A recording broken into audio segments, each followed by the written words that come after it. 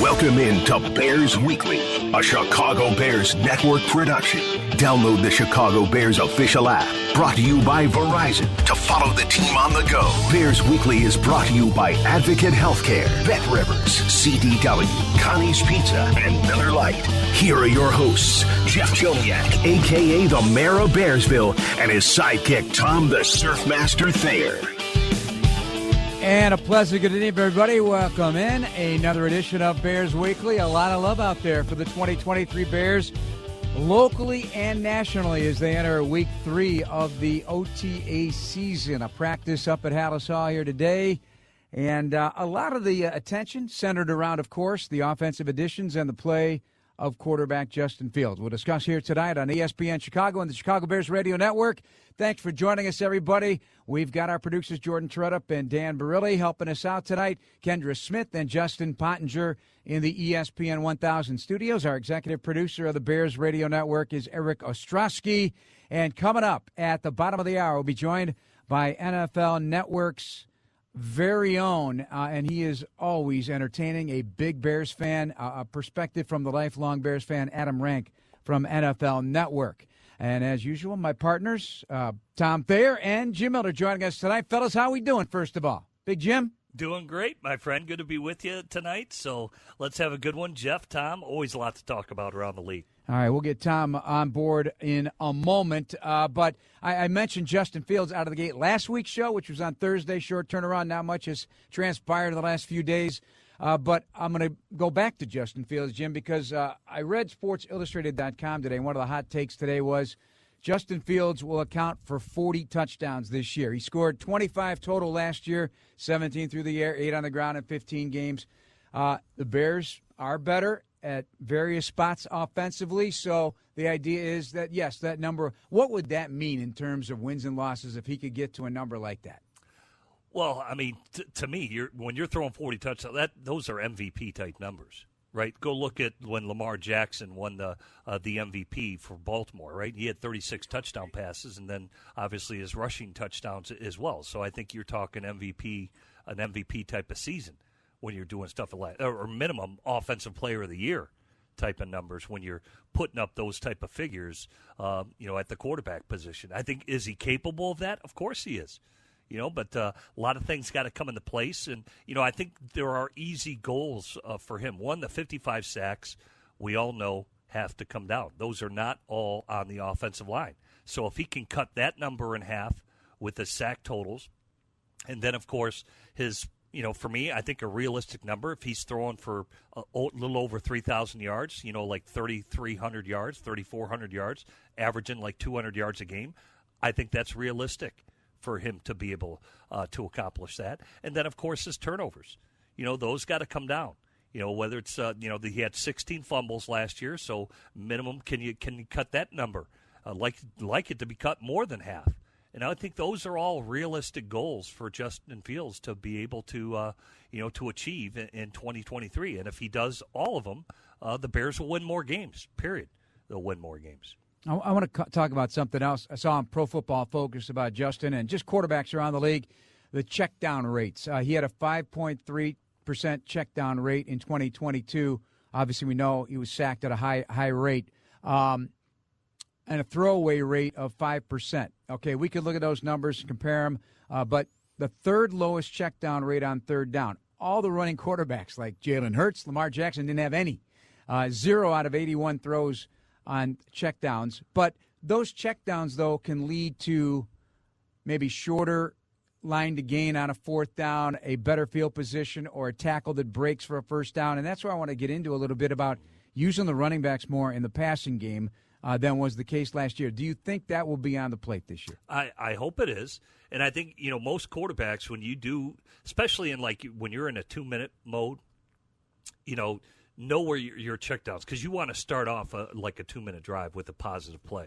So to me, 9 out of 10 of my when we did 2-minute drives, most likely I was hitting the check down to get a positive play just to generate momentum, as the drive goes along. But yeah, stuff like you're saying, if you have an elusive back, like the Bears do, I don't care who you pick, Khalil Herbert, him in space, he's an elusive guy. He's hard to tackle. And when you've got matchup against linebackers, you've got to be thinking those situations going into a game. So, like I mentioned that game against Green Bay where he got picked off by Jair Alexander, that's a first and 10 throw that he made when it just should have been, hey, he's not there, let me go to the check down. And it's just that, simple of a decision where it keeps the drive alive, doesn't demoralize your team and destroy momentum for your team late in a game. And I think you'll start, as a quarterback, the further you get along your career, you're thinking of situations like that. So you're, like you said, you're playing ahead of schedule, so to speak. All right, not there, just taking the check down, and we'll live with second and 5. And knowing it's a positive play at the end. And I think Justin will get there. I definitely think he's aware of it. Just when I listen to him in his post-game interviews, he sees the entire field.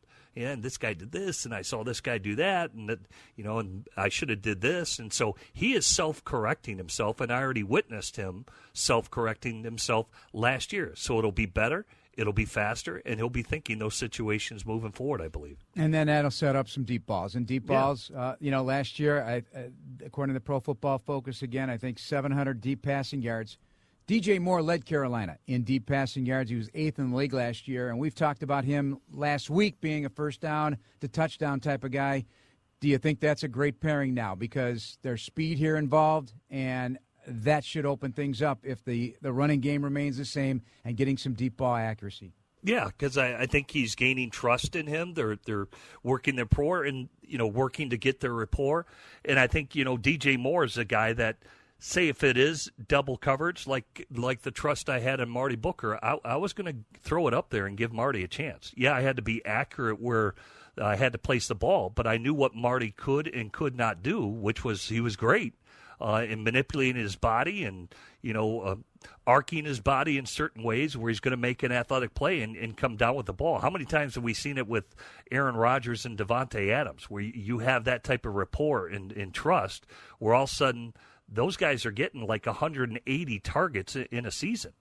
I mean, that is a lot of targets. And I would think DJ Moore is a guy who can command, minimum, he should get over 125 in terms of his targets. And he'll probably have over 100 receptions when it's all said and done. But that type of trust, you're going to give those guys more opportunities just because you trust them in double coverage and in certain situations that they're going to come down with the ball. And next-gen stats. This one, I guess, shouldn't surprise me. I know the Dolphins are all about speed with Tyreek Hill, but because of Justin last year, plays of 20-plus yards when the offensive ball carrier reached 20-plus miles per hour. Tyreek Hill, 10, Justin Fields, 9. The only players with more than 6 touches reaching 20-plus mile per hour. So the Bears and the Dolphins were the only 2 teams in the NFL with that number. Do you expect that to remain the same, or will it increase with the increase in team speed for the Bears that they brought in on the offensive side? Well, I think it's going to increase just with the team speed they brought in. And certainly, you just want to be careful with Justin because he even admitted that, again, self-corrector. Imagine how many times he was cramping up, right? The one game he said, well, I dehydrate so fast. Now I'm getting IVs every game. So he'll have to monitor that. And, again, you don't want to wear him down as he rolls along. So you're probably going to modify the amount of carries.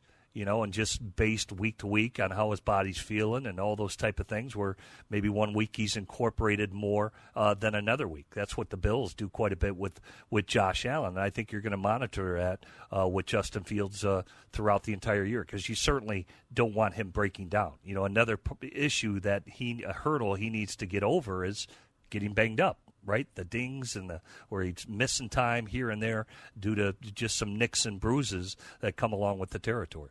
All right, when we come back, we'll hear from Khalil Herbert from last week's OTA sessions, talk about how he views his offseason and getting better. We'll also hear from Kyler Gordon tonight and Dave Borgonzi on the Bears' new linebackers. We'll talk edge rushers and try to bring Tom Thayer in, having some technical difficulties here at the moment. We'll get it straightened out and be back with you here on Bears Weekly with Jim Miller and Tom Thayer. I'm Jeff Joniak here on ESPN 1000 and the Bears Radio Network.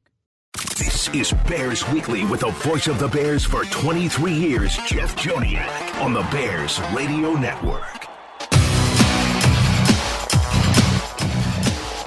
Easy access to every Bears home game, exclusive seating, sideline credentials, and more. Now available. Get the ultimate VIP fan package this season by visiting ChicagoBearsVIP.com. Jeff Joniak, Jim Miller, and Tom Thayer now on the phone line. Got some gremlins tonight, Big Tom. We're working through it, but we got you. You know, Jeff, I'm the worst person to have technical errors with because I'm the most difficult person to try to get them figured out. So I'll contribute in any way I can. I know, and that's called teamwork, Jim Miller, right? Yeah, we've all been through it. We've all been through it. Tom's a good teammate, man. You know he wasn't going to miss out on this game. You know that. He doesn't miss games. Oh, no, he does not miss games. So we touched on Justin in that first segment, and we've talked about this a lot. But I want to talk about the running backs, and this goes back to what you keep talking about, too. You know, getting the ball to them. You talk about that David Montgomery play first game of the season, get the ball to him and, you know, get things running. You know, last season, just getting the ball to the backs, I envision it better. Montgomery was targeted 40 times, 34 catches, 316 yards. Khalil Herbert, just 12 targets, 9 catches, 57 yards. Can this change here in 2023, Tommy? It's got to change, but it's got to kind of change with a mindset from Justin Fields, because I believe Justin has such high belief in his running skills that he's almost disappointed when he has to check it down, because he can turn a possible check down route into however many yards it's going to get to every time he gets into the second level of the defense, it could turn into a touchdown. So, but in all fairness to Justin's safety, we are talking about the first sack of the year that Justin took last year. Should have been a simple out route to David Montgomery. Instead, he took an awkward hit that resulted in a sack.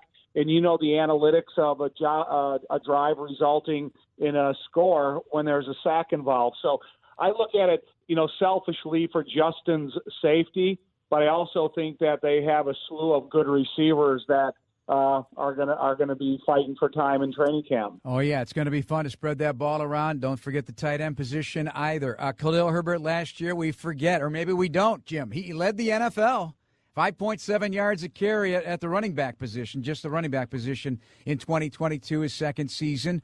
That's good stuff right there. Yeah, I don't think it's, you know, with the adjustments on their offensive line, I do think their goal is why can't they lead the league in rushing again? I think they're better up front with drafting Darnell Wright, moving Cody Whitehair back to center. So minimum, that should be their goal again. I don't see any drop-off that they'll run the ball any worse, but I do think there are opportunities in the pass game with those guys out of the backfield. You know, with Herbert, who I think is more than capable of doing it. I think Rashawn Johnson, who they drafted, even though he's a bigger back, I do think Foreman and him still have the ability to do that. And a lot of times when we're talking checkdowns, it doesn't just mean it's the back. You know, it could mean, you know, like when you've got a level principle or X-shallow cross principle, you know, you can have your third receiver is ultimately going to be your check down that maybe is just, you know, crossing the field and sits down at the opposite hash mark, where that could be your third check down. So there are going to be numerous outlets where he can get to a check down that, again, I think guys are capable of doing it, can make a guy miss and break a tackle and get a big positive play. And it's all just by, you know, throwing not even what is essentially a 5-yard pass. I mean, let's face it, some of those bubble screens are thrown behind the line of scrimmage and can end up being a plus 10 gainer, plus 15 gainer. We've seen plays like that go to the house on just a short pass play. All right, so if I'm not mistaken, in your 2001 season and the time you spent with the Bears beyond that, the shallow cross was big, right? Yeah. Yeah, it certainly was. I remember that. Yeah, we did. We do a lot of X shallow cross because it's a good quarters coverage beater. Like we must have ran the play. Like I think we went up to Green Bay and ran X shallow cross. We must called it 8 to 10 times in that game. And Marty Booker or Des White would get it, and they'd split. It was perfect because the linebackers are basically vacated because they're taking the second-level players, and then that X-shallow comes wide open, and your outside receiver is already driven off that quarter's coverage, so there comes like a little lane where it's a 5-yard pass, but yet Marty Booker would, I think minimum, he got like 12 yards after the catch on every single one of those. And so they're just level principles where you're just attacking different levels of the defense, and they're very effective, and it makes them cover quite a bit of area space that they've got to be prepared for. One thing we can't ignore either is, we really aren't going to get the pass protection revealed to us until the first week of the regular season, because they're not going to play enough time together during the preseason. You're not going to see it really live in practice, and you're going to, see a lot of different combinations of those groups. And I think when you talk about the efficiency, the effectiveness of where you want to throw the ball, a lot of it is the quarterback is confident in his time of protection. I think that's going to be huge in helping the quarterback too also. Khalil Herbert, our guy that was at the podium last week for the OTA availability for the media, touched on a couple of things about what he's working on. One of them is just pass protection, and he builds from there. You got to be every down back, so that's a big part of it. And it's something I worked on throughout this offseason, and I don't know what compared to the other guys, but it's something that I've been working on to fix. So how do you work on that? Punching bags, boxing. I did boxing this off season just to work on my punch timing, different things like that. Everybody's different, but that's what I try to working on to help me. I just approaching it as comp. Every day gotta compete, and I come in with the mindset. Obviously, I want to be the starter, so just coming in with the mindset of leading and doing what I got to do, and doing what I do every day that I've been doing, and I feel like things will work out. So. I think this is one of the most important elements. If you do want to consider yourself, have the league consider you three down back, it's because of your ability to protect against linebackers, blitzers from the outside, or even from the third level. And so I do think that's one of the hindrances of Khalil being that next level back. If he can come in there and stand up against his pass protection responsibilities, not only on third down, but first and second down, when you get a team that likes to attack a lot. And I think that will be, heavily involved in the total evaluation of Khalil. Hey, Jim, guys coming out of college, very few are ready for pass protection. You'll get some scouting reports on guys that are, and they've had plenty of experience at it, but typically it takes a year or two to get your feet under you to really understand what you have to do and deal with those bigger bodies coming at you in the league. I also want to talk about this aspect of things with Khalil, because he was asked last week, do you have anything to prove? And he goes, no. He kind of chuckled. He said, I don't have anything to prove. I believe in myself, and I want to be the starting back. And I know there's a lot of competition here, and I do think they're going to spread the wealth around. And, guys are going to emerge at different aspects of games like he did last year. You go to the hot hand, and they got Roschon Johnson, and boy, is he impressive. He looks impressive. He is totally driven to be something special. And Donta Foreman from last year, terrific end of season, stayed healthy, and had a great season there in Carolina. So, and there's other guys too. There's other guys fighting for time. Yeah, well, I think for Khalil, I do. I think he can be an every down back. I don't think the Bears want to use him in that capacity because, like you mentioned, you got the big guys who are, I always call them the meat tenderizers, and then you've got the burst of speed by Khalil Herbert. Because one thing that I've noticed about him is a runner, he's extremely patient. He's got great vision, but he's got that second gear, that little bit more burst of juice than, say, David Montgomery, where I thought at the second level he's got another gear where he can take it, just for more consistent, explosive runs at the end of the day. But like you said, if he's a hot hand in the game, that's typically what you're going to go with. And if he's feeling it in one game, and offensive coordinator Luke Getsy just says, "Hey man, let's just stick with Herbert. He's got a great drive going here. There's no sense in pulling him out." And normally that can lead to just a great game where he gets more opportunities. Maybe that particular week could be week 7, could be week 10, could be week 15, whichever it is, and you'll stick with the hot guy. One thing about pass protection, though, with the running back, let's be realistic about it. It's not the requirements of an offensive line, what they need to, protect the quarterback for 3 or 3+ seconds.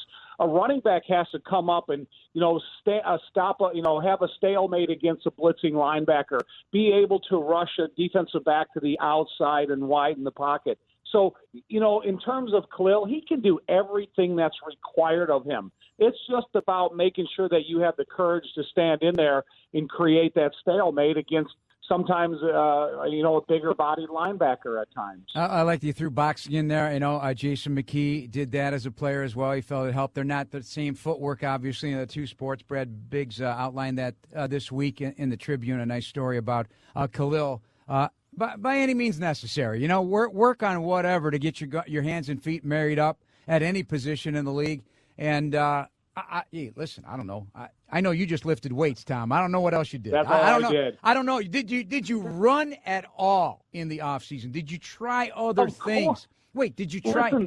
Wait. I know you loved the weight room, but did you try other things as you got older in your career to fine tune or just try something different, or was it all about the weight room? It was all about Clyde Emmerich, because what Clyde Emmerich was able to teach you inside the weight room and the competitiveness in a friendly way amongst everybody on the team and the way we encouraged each other to be strong.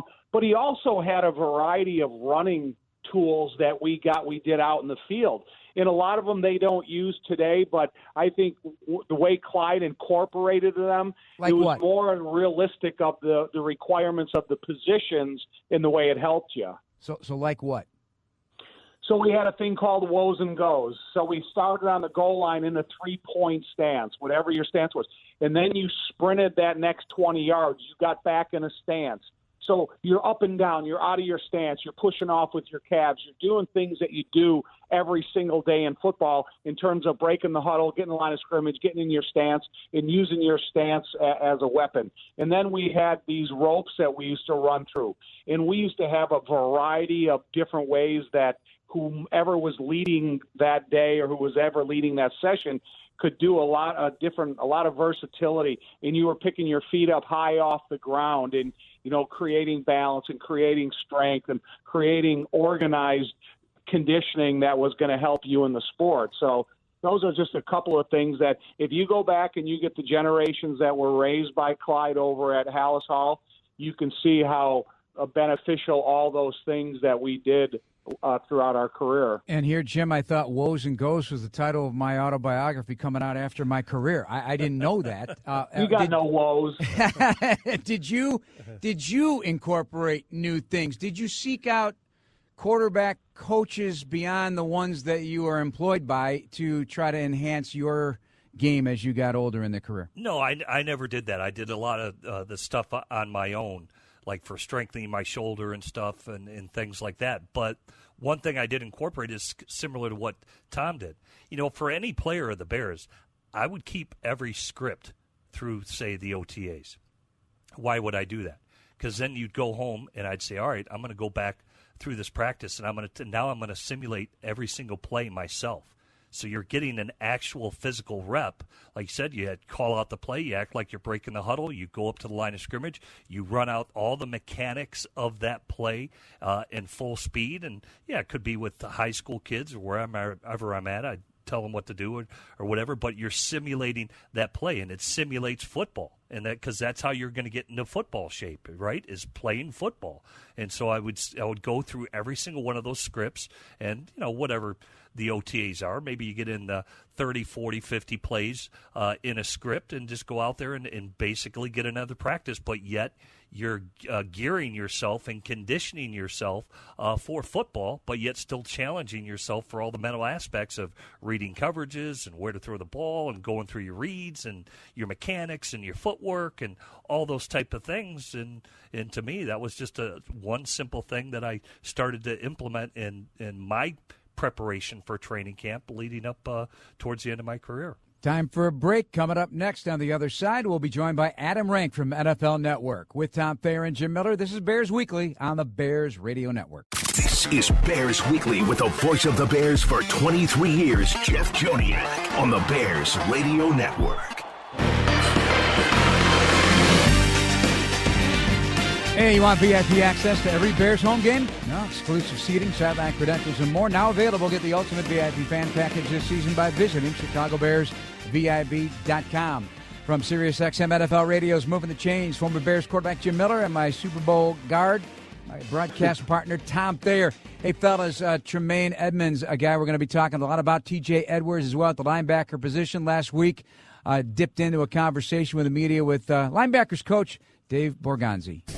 Yeah, I mean, look, at linebackers, you're involved in the run and the pass. So, whether we're blitzing or we're in coverage or we're playing against the run, I think it all kind of works hand in hand.